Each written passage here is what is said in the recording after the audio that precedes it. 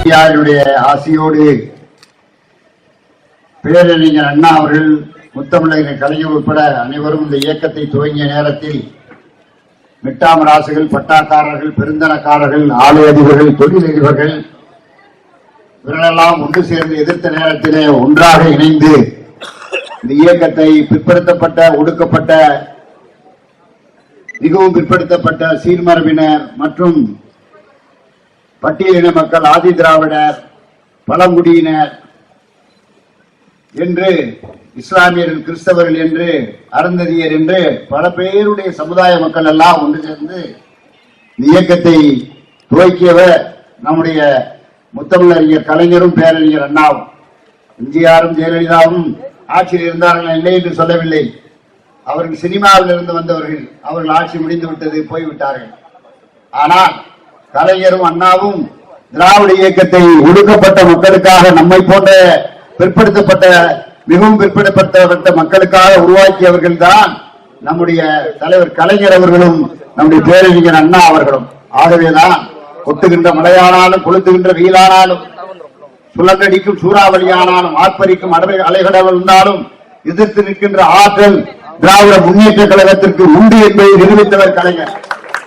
50 ஆண்டு காலம் ஆட்சியில் இருந்தாலும் இல்லாவிட்டாலும் கூட இந்த இயக்கம் இருக்க வேண்டும் என்று 50 ஆண்டு காலம் இந்த இயக்கத்தை கட்டி காத்தவர் நம்முடைய முத்தமிழறிஞர் தலைவர் கலைஞர் அவர்கள்.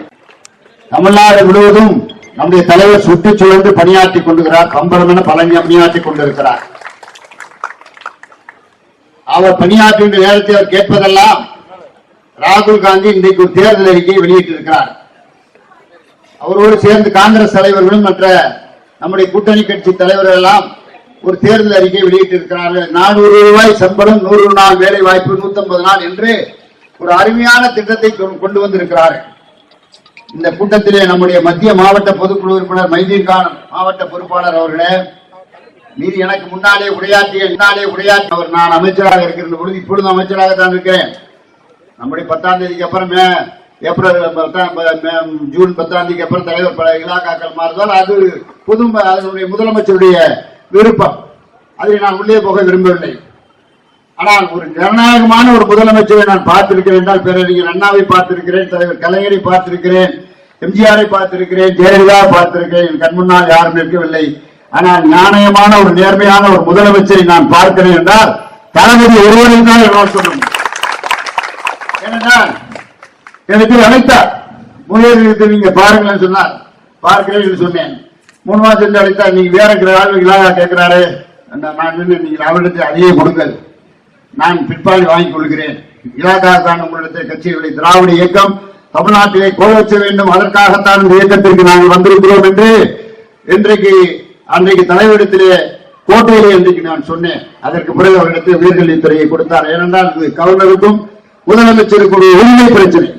யார் பெரியவர் என்று நம்முடைய நீதிமன்றம் தீர்ப்பு வழங்கிய, உச்ச நீதிமன்றம் தீர்ப்பு வழங்கிய காலகட்டத்தில் இருக்கின்ற பொழுது முதலமைச்சர் தான் பெரியவர், அவர் சிபாரிசில் வருகிறவர் தான் அமைச்சராக முடியும் என்று கவர்னருக்கு புத்தி முகற்ற என்ற விதத்தில் அடித்து சொன்னவர் நம்முடைய உச்ச நீதிமன்ற தலைமை நீதிபதி நியாயத்தை சொன்னார்.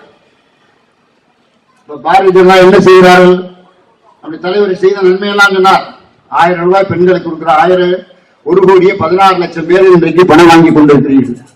இன்னும் 30 லட்சம் பேருக்கு தமிழ்நாட்டிலே கொடுக்க வேண்டும் விசாரணை நடந்து கொண்டிருக்கிறது. என்னுடைய மாவட்டம் ராமநாதபுரம் மாவட்டத்தில் நம்முடைய பாராளுமன்ற தொகுதியிலே தான் அவருடைய தொகுதியும் வருகிறது. நம்முடைய நிதியமைச்சருடைய தொகுதி அவர்களும் வருகிறது. அவர் இன்றைக்கு இந்த பொறுப்பாளராக நம்முடைய திருநெல்வேலி மாவட்டத்தை பார்த்துக் கொண்டிருக்கிறார். நம்முடைய காங்கிரஸ் கட்சி, தோழமை கட்சி, தோழமை மதிக்கிற தலைவர்கள் மாதிரி நம்ம தலைவர் மாதிரி யாருமே கிடையாது. 19 சீட்டு, 1 இல்ல, தோழமை கட்சிக்கு 19 சீட்டு, திமுக நிற்கிறது 21 சீட்டு தான். பாகம் ஒரு கூட்டம் நடத்துகின்றது. நான் தங்கத்தனரசு எல்லாரும் ஒன்றா சேர்ந்து 10 அது திமுக தான் அதிகமாக தென் மாவட்டத்தில் இருக்க போகிறது என்று நம்முடைய ராமநாதபுரம் மாவட்டத்தில் போய் நிகழ்ச்சி 2 நாள் நடத்தினோம். மீனவர் மாநாடு, பல்வேறு நிகழ்ச்சி நடத்தினோம். கடைசியில பார்த்தா காங்கிரஸ் கட்சி 4 தொகுதிகளில் நிற்கிறது என்று அறிவித்தார்கள். 3 தொகுதியில் தான் திமுக நிற்கிறது என்று சொன்னார். நான் தலைவரிடத்தை கேட்டேன், என்ன இப்படி பண்ணிட்டிய அப்படின்னு. நம்முடைய கட்சியான காங்கிரஸ் கட்சியே என்று பெருந்தன்மையோடு சொன்னவர் நம்முடைய முதலமைச்சர். நான் உரிமையோடு நம்முடைய முதலமைச்சர் சில கேள்விகள் கேட்பது உண்டு. அதை போல கேட்டேன், என்ன இப்படி பண்ணிட்டீங்களே, நம்ம கட்சியான பெரிய கட்சி, அவங்களும் நம்ம கூட இருக்காங்க, வேணாம்னு சொல்லல. ஆனா நீங்க சீட்டு கொஞ்சம் கூட கொடுத்துக்கலாமே நமக்கு அப்படின்னு. அது அப்படிப்பட்ட கூட்டணி கட்சி மதிக்கின்ற ஒரே தலைவர் நம்முடைய தலைவர் தான். நான் பார்த்த வழியில் அந்த பல்வேறு நிகழ்ச்சிகள் 50 ஆண்டு காலம் அரசியல் நாங்கள் பார்த்திருக்கிறோம். மோடி ஏன் நம்ம வேணாம் சொன்னா, மகளிருக்கு உதவி தொகை சரியா போச்சு, கட்டணம் இல்லா பேருந்து, பெண்கள் இங்க 30% தான். நான் 92 அமைச்சராக இருக்கும்போது செக்ரட்டரியேட்ல பார்ப்பேன், பெண்களை வேலைக்கு வருவாங்க. காபி சாப்பிடுறதுக்கு 11 மணி வேணாம்னா செக்ரட்டரியேட்ல இருக்கிறத எப்படி வேலை செய்வான்னு தெரியுமே, காபி சாப்பிட வருவாங்க. நாங்க வெளியே வந்து பார்த்தா ஒரு 30%, இப்ப 70% பேர் நிக்கிறாங்க. ஆம்பளை அத்து போயிட்டேன், குறையா சொல்லல. ஏனென்று சொன்னால் தளபதி ஆட்சியிலே பெண்களுக்கு உரிமை அதிகமாக இருக்கிறது. தளபதி அவர்கள் பெண்களைத்தான், நீங்க பாதி இருக்கீங்க, ஆண் பாதி பெண் பாதி, அதில் மாற்ற கருத்தில்லை. 8000 ஓட்டு ஈரோடுல நீங்கள் கூட, நாங்கள் தேர்தல் வேறு பார்க்கின்ற நேரத்தில் 8000 வாக்குகள் நீங்கள் அதிகம். ஆனால் முதலமைச்சர் அவர்கள் விரும்புகிறது பெண்களை முதல்ல. 50% ஒரு ஓட்டரில் 8,14,000 பேர் தமிழ்நாட்டிலே இருக்கிறீர்கள். 30 கோடி வாழ்வோம் 30 கோடி வீழ்வோம் அன்னைக்கு பாரதியார் சொன்னா, அது இந்தியாவில். இன்னைக்கு 30 கோடி இந்தியாவில் இருக்காங்க, 143 கோடி பேர் இருக்காங்க இந்தியாவில். நம்ம மோடி சொல்றாரு ஒரே நாடு ஒரே தேர்தல். அது அப்புறம் வர்றேன். இப்ப கட்டணம் இல்லா பேருந்து, பெண்கள் எங்க வேணாலும் ஏறிக்கலாம் இறங்கிக்கலாம், அது அவங்களுக்குள்ள உரிமை கொடுக்கிறார். ரைட். இந்த தொகையை உரிமை தொகைன்னு கொடுத்தாரு கலைஞர் பிறந்த நாள்ல. எல்லாரும் நான் தான் கொடுக்க சொன்னேன், இவர் பழனிசாமி இவரை கட்டிட்டு தான் கொடுப்பாரு. இவரை தோல் பிடிச்சின்றது எனக்கு தெரியும் வேலைக்கு. அவர் நான் முதல் அமைச்சராக இருக்கும்போது அவர் சட்டமன்ற உறுப்பினர். அவர் வேலை வைக்க வேணும், வேலைக்கு வரணும், செங்கோட்டையில கூட்டியே சிபாரிசுக்கு வருவார். இவர் பிடிக்கிறார், நான் சொல்லித்தான் முதலமைச்சர் கொடுப்பார். இவரை கேட்டா முதலமைச்சர் கொடுக்கிறாரு, அது கிடையாது. அவர் பெண்களுக்கு உரிமை தொகை என்று கொடுக்கிறீர்களே, ஏனென்று இலவசமா அல்ல, நம்முடைய அண்ணன் ஸ்டாலின் கொடுக்கின்ற சீதன தொகை நம்முடைய பெண்கள் அவங்களுடைய குடும்பத்தினுடைய கஷ்ட நஷ்டங்களை போக்குவதற்காக, ஆண்களை நம்பி இல்லாமல் அவங்க குடும்பத்தை நடத்த வேண்டும் என்பதற்காக அவர்கள் கையிலே கொடுக்கப்படுகின்ற தொகை என்று சொன்னார் நம்முடைய முதலமைச்சர். அது அப்படி பெண்களை மதிக்கின்ற ஒரு ஆட்சி என்பது திராவிட முன்னேற்ற கழக ஆட்சி, தளபதி ஆட்சி. அடுத்ததாக நம்முடைய மாணவர்களுக்கு உணவு கிட்டத்தட்ட 408 கோடி நினைக்கிறேன், 408 கோடி மாணவர்களுக்கு உணவு வழங்குறார். 17 லட்சம் பேர் பள்ளிக்கூடத்தை போய் ஒரு நாள் விசாரிக்கிறாரு. இப்படி போது என்னப்பா நான் சாப்பிடல அப்படிங்கிறான். ஏன் சாப்பிடலன்னு கேட்கிறாரு. இல்ல அப்பா அம்மா வேலைக்கு போயிட்டாங்க, நான் ஒன்னும் சாப்பிட முடியல அப்படிங்க. அப்படியே உடனே நம்முடைய செக்ரட்டரிஸ் எல்லாம் கூப்பிட்டு காலை உணவு திட்டத்தை முதலில் கொண்டு வந்த நம்முடைய முதலமைச்சர் கனடா நாட்டில் பின்பற்றுகிறார். கனடா இங்க இருக்கு, இந்தியா இருக்கு, அது இங்கிலீஷ்கார நாடு. அந்த நாட்டிலே பின்பற்றுகின்ற அளவிற்கு நம்முடைய முதலமைச்சர் ஒரு திட்டம் கொண்டு வந்திருக்கிறார் என்று சொன்னால், அது கனடா நாட்டிலே பின்பற்றுகிறார் என்று சொன்னால் நம்முடைய முதலமைச்சர் கொண்டு வந்திருக்கின்ற திட்டம் 55 ஆண்டு கால அரசியல் பாடம் பெற்றவர் கலைஞரிடத்தில். அதையெல்லாம் அவர் ஒன்றாக பார்த்து பார்த்து பார்த்து செய்கிறார். யாருக்கு என்ன செய்ய வேண்டும், தேவருக்கு. எங்க மாவட்டத்தில் எடுத்தீங்கன்னா நம்முடைய இமானுவேல் சேகனுக்கு ஒரு மணிமண்டபம் கட்டுற, தேவருக்கு உடனே பண்ணு, தேவருக்கு உடனே 3 கோடி 30 லட்சம் ஒரு மண்டபம் கட்டிட்டு இருக்கான். அது மணிமண்டபம் நம்ம இமானுவேல் சேகரன் கட்டுறான். அவர் அரசியல் அப்பாற்பட்ட ஒரு சமுதாய தலைவர். அதே மாதிரி நிறைய தலைவர்களுக்கு மணிமண்டபங்கள், கட்டடங்கள். அதே மாதிரி நம்முடைய மருத்துவமனைகள் சொல்லியிருக்கோம், விரைவில் நடக்கும் என்று நம்புகிறோம். அதுக்குள்ள தேர்தல் அறிவிச்சுட்டாங்க. ஒரே ஒரு சின்ன ஒரு 10.5% இடஒதுக்கீடு தங்கத்தான் அரசு நம்முடைய நிதியமைச்சர் முதற்கொண்டு அங்கே இருந்தார், முதலமைச்சர் அவர் இருந்தார். அப்புறம் ஐயாட்ட விவரத்தை சொன்னா அவர் இடையே கொடுத்துட்டு போயிட்டார். அவர் ஏன் போனாருன்னு நீங்க வேற உங்களுக்கு தெரியும். அவர் எது எப்படி போவார் என்ன போவார் நமக்கு ஒரு சொல்ல.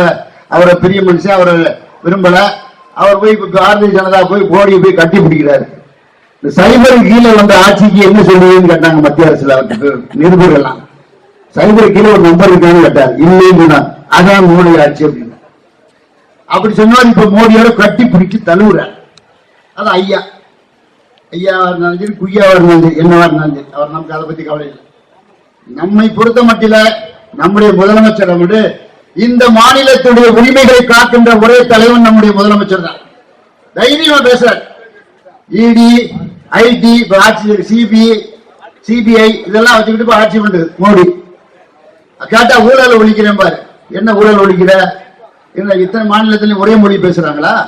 கேரளாவில் கேரளா மொழி பேசுறான், கர்நாடகாவில் கர்நாடக மொழி பேசுறான், தமிழ்நாட்டில் தமிழ் ஆந்திராவில் பேசுறான், ஹிந்தி மொழி பேசுறான், பஞ்சாப்ல ஒரு மொழி பேசுறான், ஒரு ஒரியா ஒரு மொழி பேசுறான், நம்முடைய மம்தா பானர்ஜி வங்காளி ஒரு மொழி பேசுற, கெஜ்ரிவால் ஒரு மொழி பேசுறாரு.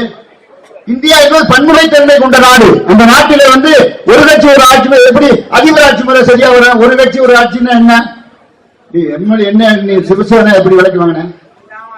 எம்எல்ஏக்களை விலைக்கு வாங்குறது என்ன பொழப்பு? ஆட்சியில தேர்தல் வை சந்திப்போம். இப்ப தேர்தல் வருது, 400 சீட்டு வரும். பெரிய கொக்கரிச்சு இருந்தாரு, இப்ப தலையை கீழே போட்டு இருக்காரு, 200 கீழே இறங்கிடுச்சு. என்ன மக்கள் நம்ம வடநாட்டில் மாறிட்டான். நான் முந்தாள் அகிலேஷ் யாதவோட பேசிட்டு இருந்தேன். உத்தரப்பிரதேசம் ஆனப்பா சொல்றாங்க உங்க தொகுதியில அதிகமா இருக்க, குஜராத் உத்தரப்பிரதேசம் மற்ற மாநிலத்துல சரியா இருக்குன்னு. இல்ல முதல்ல அவருக்கு இருந்தது உண்மைதான்.